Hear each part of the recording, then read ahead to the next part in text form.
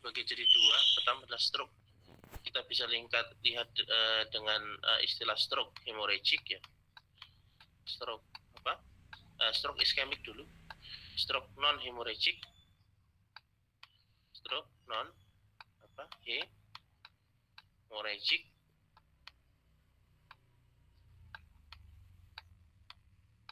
Stroke non hemorrhagic ya, atau disingkat dengan iskemik ini biasanya. Stroke non hemorrhagic atau disingkat dengan stroke iskemik ya. Iskemik.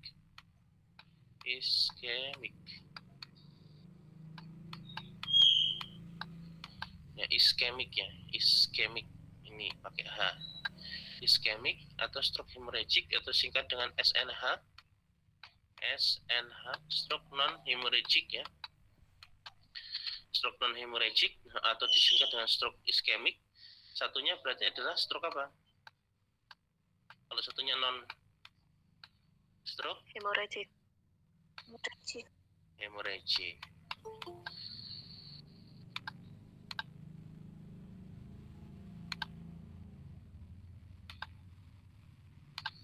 Stroke hemorrhagic.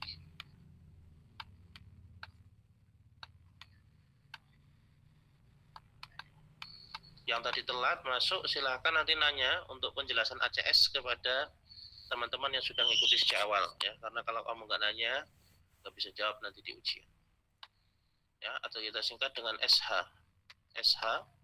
Jadi stroke hemorrhagic ya.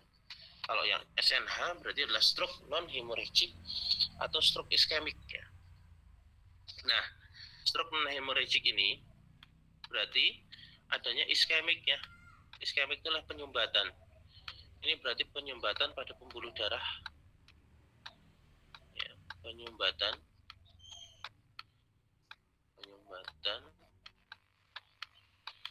pada pembuluh darah ya. Pada pembuluh darah otak ya.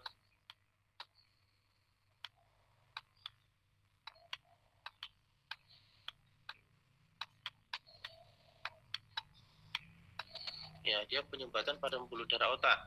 Nah, kalau yang hemorrhagic itu berarti adalah adanya pecah ya, pembuluh darah otak pecah ya, sehingga terjadi perdarahan. Hemorrhagic itu artinya adalah perdarahan.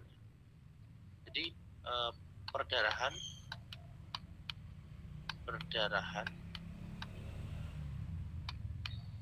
pada otak ya.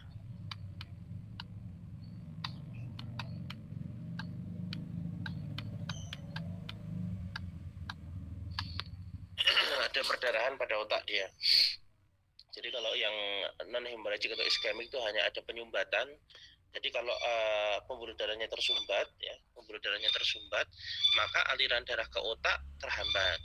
Nah, kalau aliran darah ke otak terhambat, maka suplai oksigen ke otak menjadi bermasalah, sehingga sel-sel di otaknya terganggu. Itu yang menyebabkan dia susah berbicara, susah bergerak ya. Ada bagian-bagian tangan dan kaki yang susah bergerak.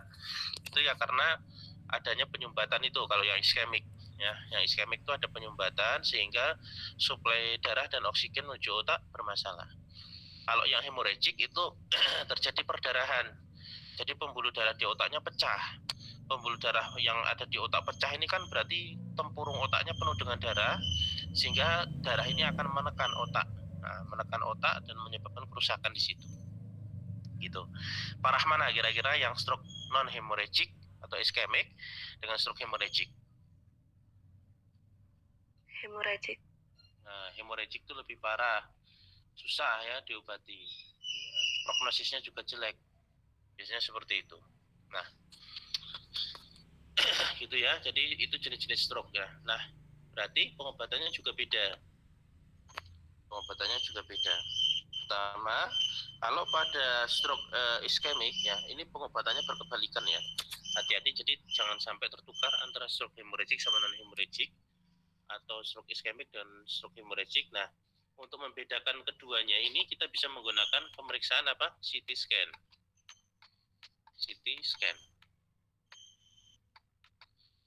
Ya, dari CT scan atau di foto otaknya itu kan akan kelihatan apakah stroke-nya termasuk stroke non hemorrhagic atau stroke hemorrhagic itu dia dari CT scan-nya. Nah, kalau dia stroke iskemik, maka obatnya yang pertama adalah antiplatelet. Obat pertamanya adalah apa? Antiplatelet. Antiplatelet tadi terdiri dari apa?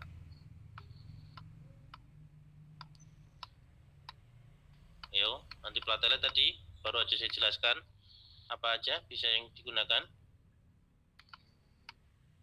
Aspirin, clopidogrel. Bisa aspirin,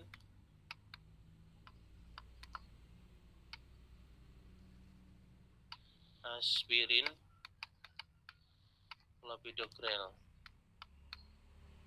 Ya, ini antiplatelet bisa diberikan, boleh dikombinasi ya. Jadi aspirin sama clopidogrel karena dia antiplatelet, maka dia akan mengurai sumbatan tadi. Sumbatan-sumbatan yang menyumbat pembuluh darah. Karena kan kalau stroke iskemik ini kan obat pengencer darah ya namanya ya. Aspirin sama clopidogrel ini kan pengencer darah. Antiplatelet itu kan nama awamnya sering orang-orang menyebut sebagai pengencer darah. Jadi kenapa tadi perlu diencerkan darahnya ya, karena ada sumbatan tadi ya, ada sumbatan pada pembuluh darah yang membuat suplai darah ke otaknya tidak lancar, sehingga harus kita kasih antiplatelet, yaitu pengencer darah. Nah, yang kedua, itu obat pertama adalah diberikan apa? Antiplatelet. Nah, kemudian bisa kita berikan antikolesterol. Kenapa? Bisa kita berikan obat-obat golongan statin. Statin, contoh obatnya adalah simvastatin ya. Tapi simvastatin di sini tidak diberikan untuk antikolesterol. Karena belum tentu pasien ini kolesterolnya tinggi. Simvastatin tidak diberikan untuk hyperkolesterol, tapi dia diberikan untuk fungsi sebagai plaque stabilizer.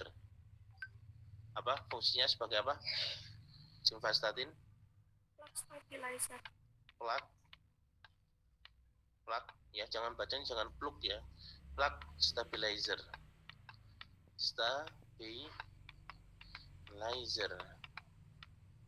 Plaque stabilizer atau untuk menstabilkan plak. Karena kan sumbatan pada pembuluh darah ya, itu kan disebabkan adanya plak. Nah, ini plak nih, ini atau plak atau disebut dengan trombus ya. Nah, ada plak-plak kan. Nah, si pertama diberikan antiplatelet untuk pengencer darah ya, untuk membongkar plak-plak ini. Kemudian diberikan statin ya. Nah, ini kan tadi kalau ada plak atau trombus di sini atau disebut dengan plak, ini kan suplai darah jadi lancar nggak? Ini otak nih. Suplai darah menuju ke otak lancar nggak? Kira-kira? Iya. Kalau di sini ada plak, Tidak. Lancar nggak? Tidak, kan terhalang nih. Yang bisa masuk aliran darah kan cuma sini aja kan, ini tersumbat yang sini kan. Nah, statin itu digunakan untuk plaque stabilizer supaya plaknya tidak ngumpul kayak gini. Nah, antiplatelet, aspirin sama clopidogrel digunakan untuk memecah ini biar ini terurai. Statin diberikan supaya dia tidak ngumpul lagi plak-plaknya ya. Disebut dengan plaque stabilizer. Paham ya? Paham nggak? Paham. Nah, selanjutnya obat-obat penurun tekanan darah atau antihipertensi ini juga harus diberikan pada orang-orang yang mengalami stroke iskemik ya, antihipertensi.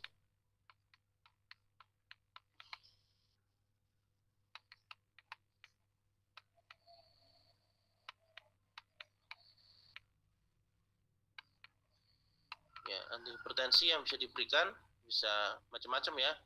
Bisa ACE inhibitor, ACEI ya, golongan ACEI. Bisa golongan ARB ya, gitu ya. Itu yang bisa diberikan obat-obat antihipertensi. Biasanya karena apa? Karena orang stroke pasti mengalami peningkatan tekanan darah umumnya. Jadi mengalami peningkatan tekanan darah.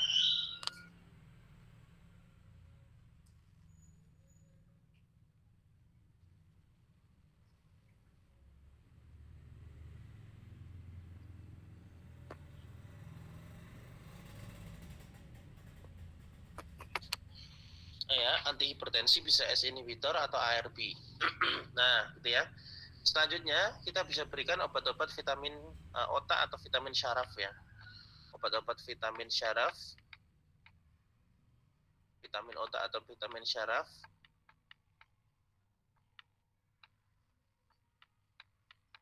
Contohnya apa? Seperti piracetam, ya,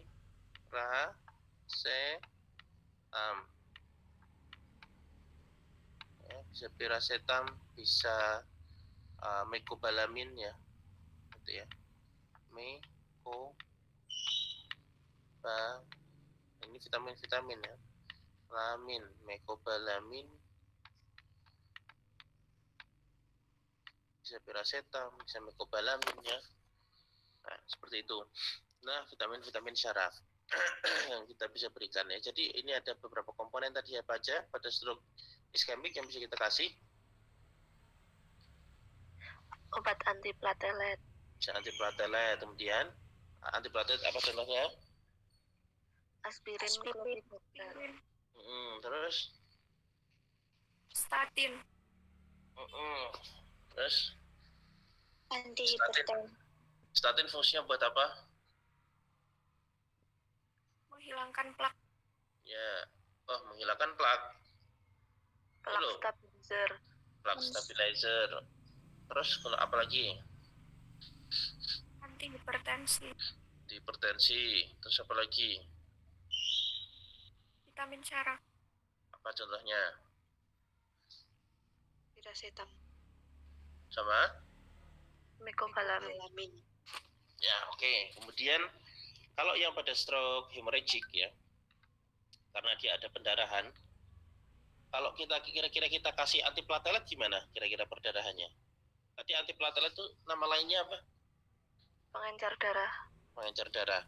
Kalau pada orang stroke hemorrhagic dikasih dia ada pendarahan di otak, dapat antiplatelet atau pengencer darah, gimana kira-kira darahnya? Tambah banyak, Pak. Perdarahannya semakin parah kan? Semakin berat kan perdarahannya? Makanya justru tidak boleh pada orang stroke hemorrhagic diberikan antiplatelet, kan bahaya. Makanya harus tegak diagnosanya ya. Diperiksa dulu CT scan-nya. Jangan sampai harusnya dia stroke hemorrhagic diobati dengan cara stroke iskemik, kan tambah parah pasiennya. Pembuluh darah di otaknya pecah, malah dikasih aspirin sama clopidogrel. Perdarahannya semakin banyak.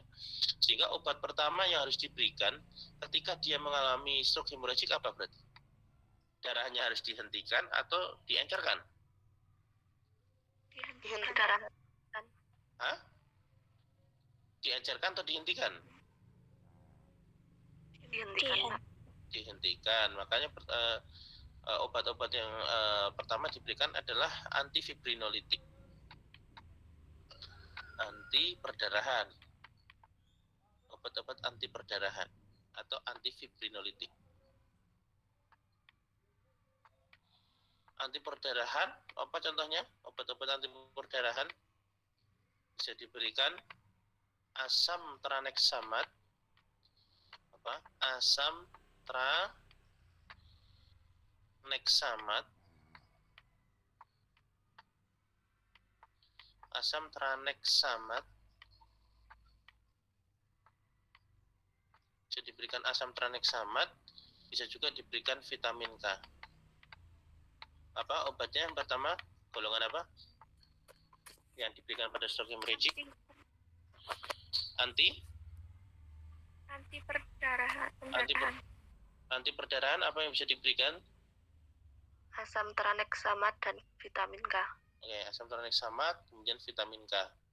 Itu yang wajib ya, wajib harus ada ya, supaya darahnya mampet ya. Jadi kan misalnya ini tempurung otak ya, pasiennya ya saya gambarkan contohnya ya. Ini orang ya, stroke hemorrhagic ya, itu kan berarti pembuluh darahnya pecahan di sini kan. Wah, ini kan penuh pembuluh darah ini. Ini penuh darah ini. Ini otak ya, misalnya ini otaknya kan. Nah, ini penuh darah dia pecahan. Nah, darah ini akan neken otak ini loh. Nah, sehingga kerusakannya dia akan semakin parah, kerusakan otaknya. Maka darahnya harus dimampatkan dulu. Dimampatkan darahnya harus dimampatkan supaya tidak neken ya, maka diberikan anti perdarahan. Selanjutnya kita harus keluarkan kan cairan ini kan, darah kan harus dikeluarkan dari tubuh kan. Nah, diberikan diuretik, namanya adalah diuretik manitol. Ini Irma baru aja masuk, udah telat 2 topik ya, udah nggak tahu apa-apa ini. Kamu nanti harus tanya kepada yang lain, kalau enggak bisa jadi nggak lulus sama ujianmu. Ya, pertama diberikan anti perdarahan. Ya, yang pertama adalah asam tranexamat atau vitamin K. Yang kedua diberikan apa? Diuretik osmosis.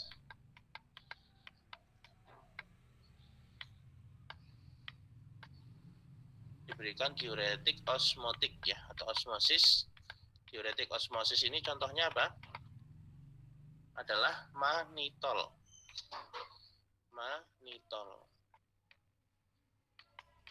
Jadi diuretik osmosis adalah contohnya adalah manitol. Nah manitol ini digunakan untuk ngeluarin darah ini loh. Jadi darah ini dikeluarkan lewat diuretik supaya bisa terbuang dari dalam tubuh lewat kencing ya misalnya gitu. Nah itu diberikan diuretik osmosis. Nah diuretik osmosis digunakan untuk mengeluarkan darah ya, darah yang pecah tadi, stroke hemorrhagic kan pecah pembuluh darah kan. Ini kan banyak darah di sini, nah darahnya ini dikeluarkan. Ya, dikeluarkan itu dengan manitol. Tapi kalau lewat manitol ini tidak berhasil, darah yang menggumpal di otak itu dikeluarkan lewat manitol. Manitol itu kan berarti nanti darahnya di otak ini harus dikeluarkan ya. Nah, jadi darah yang ada di otak itu yang akan menekan otak disebut dengan tekanan intrakranial. Menyebabkan adanya tekanan intrakranial. Tekanan apa? Tekanan apa namanya? Intrakranial. Apa? Intrakranial. Nah, tekanan intrakranial adalah tekanan yang disebabkan karena darah yang pecah ini menekan otak. Ini disebut dengan tekanan intrakranial, sehingga darahnya ini harus kita keluarkan dari dalam tubuh dengan diuretik osmosis ini lewat seni dan lain-lainnya. Maksudnya lewat urin ya. Nah, jadi manitol ini fungsinya dia menurunkan apa? Tekanan intrakranial pressure atau disingkat dengan ICP. ICP singkatan dari apa? Intracranial pressure atau tekanan intrakranial ya. Jadi dengan manitol. Nah, tapi kalau kita berikan manitol dia tidak bisa turun tekanan intrakranialnya, maka satu-satunya jalan ya tempurung otaknya harus dibelah ya. Tempurung kepala pasien ini harus dia digergaji atau apalah ya, dibuka sehingga darahnya kemudian diselang dan dikeluarkan. Kalau dia sudah tidak bisa dikeluarkan dengan manitol. Ya. Seperti itu. Jadi yang penting pada stroke hemorrhagic adalah pertama diberikan anti perdarahan, ya. Selanjutnya diberikan apa? Diuretik, osmosis atau manitol untuk menurunkan ICP. ICP itu apa tadi? Intracranial pressure. Intracranial pressure. Nah, obat-obat yang lain sama. Bisa diberikan obat golongan antihipertensi ya, bisa juga diberikan obat-obat vitamin syaraf seperti piracetam, mecobalamin itu. Tapi yang berbeda jelas ini ya, ini yang pasti berbeda antara stroke hemorrhagic dengan stroke iskemik, nggak boleh tertukar. Kalau obat yang supporting seperti antihipertensi itu sama, bisa diberikan juga di stroke hemorrhagic. Kalau tekanan darahnya tinggi, vitamin syaraf seperti piracetam, mecobalamin juga bisa diberikan. Paham sampai sini? Paham. Oke, paham? Oke ya, untuk pertemuan hari ini saya cukupkan ya. Siapa yang nggak kelihatan masuk?